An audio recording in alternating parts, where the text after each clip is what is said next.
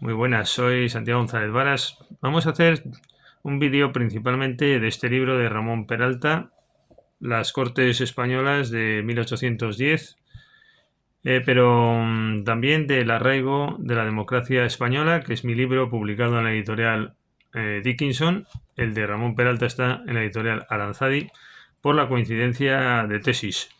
Nosotros, hablo en plural porque se ha producido coincidencia de tesis. Yo de hecho conocía el libro, lo he citado bien en mi ensayo del arraigo de la democracia en España, donde pongo de manifiesto los antecedentes históricos de la idea de democracia en Castilla y en España, desde la Edad Media hasta la actualidad. Y un hito fundamental son las Cortes de Cádiz. Bueno, pues voy a leer un pasaje donde me hago eco de la obra de Ramón Peralta.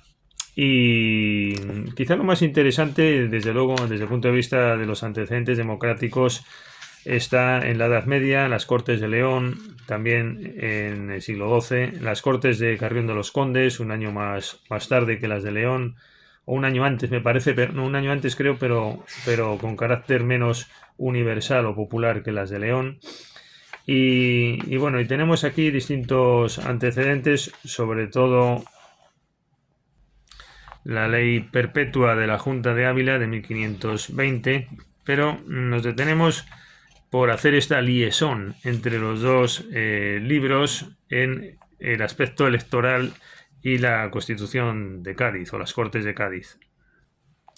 Bueno, me apoyo directamente en mi libro, en la página 68 del arraigo de la democracia española, pero por alusión a la obra de Ramón Peralta, con esta coincidencia de ideas. Es un aspecto, insisto, menos relevante que otros para poner de manifiesto los antecedentes de la idea de democracia en la historia de España, pero también tiene su interés, ¿no? Y digo aquí, merece la pena hacer finalmente una reflexión a la perspectiva electoral. He sabido que esta perspectiva electoral es relevante para valorar la democracia. Conectando con la Constitución de Cádiz y la tradición castellana, merece la pena dedicar unas líneas más a este asunto en este contexto histórico definidor del actualmente democrático.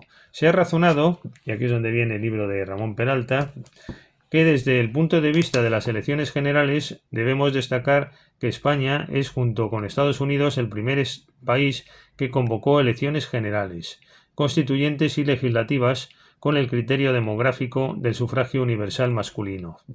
El análisis de la instrucción electoral de 1 de enero de 1810 así lo confirma. Los documentos históricos nos ofrecen un relato nacional demográfico como cimiento de nuestra realidad político-institucional en cuanto pueblo soberano, un pueblo de ciudadanos, un pueblo de hombres libres, nunca una masa servilizada.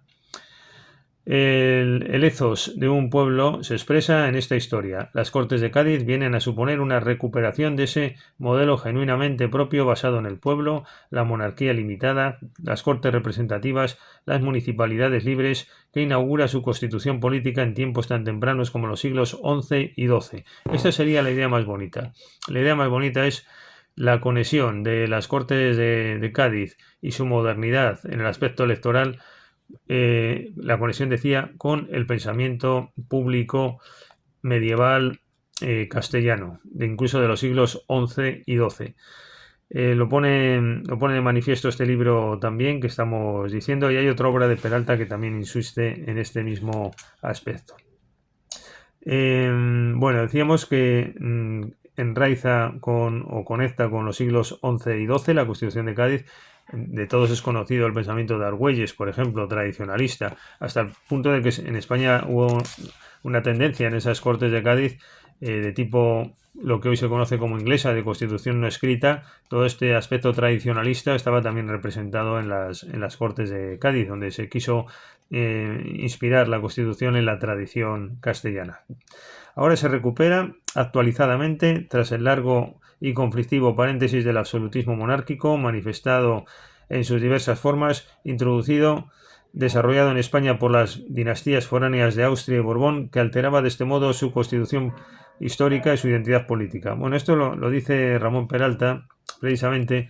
Él considera como un cierto atraso el absolutismo que vino con Carlos V, y él precisamente propugna todo ese elemento de la ciudadanía popular tan presente y tan activa en la Castilla preexistente a este monarca. Es lo que él realmente revaloriza y pone de manifiesto esa conexión entre las Cortes de Cádiz y el pensamiento anterior a Carlos I.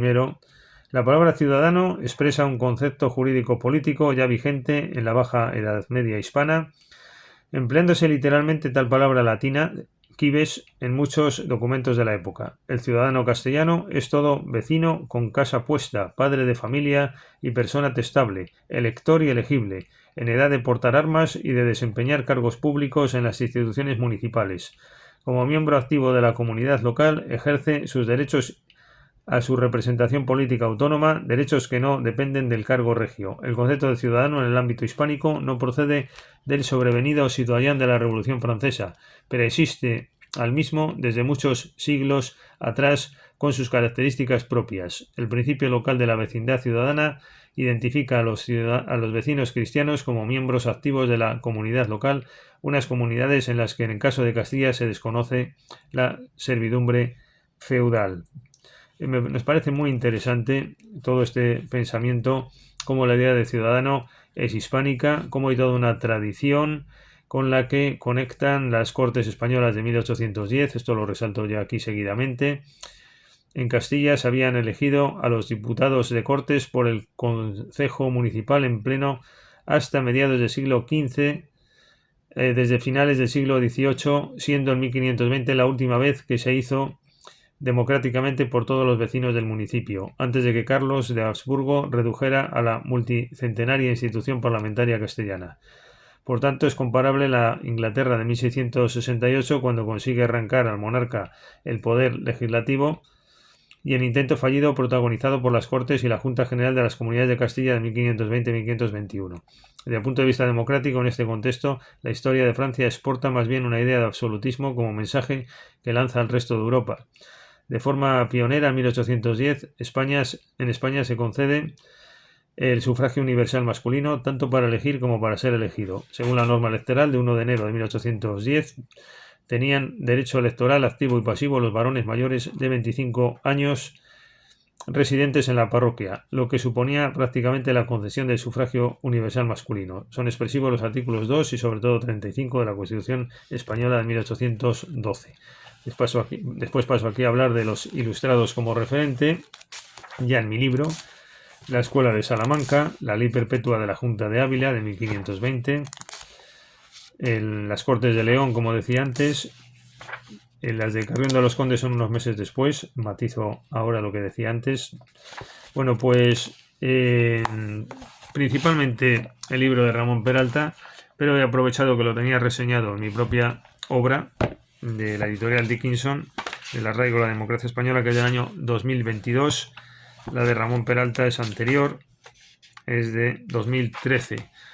Pues nada, este testimonio muy interesante de cómo la idea de democracia parte de la profunda edad media castellana, cómo desarrolla el concepto de ciudadano, cómo viene el paréntesis absolutista, primero Carlos I, pero después sobre todo Francia, que es el país absolutista por antonomasia, y cómo las Cortes de Cádiz recuperan esa tradición democrática, entre comillas, en la que el ciudadano tenía un valor especial y era todo un elemento elector con su propio criterio democrático. Pues nada, hasta la próxima ocasión. Muchas gracias.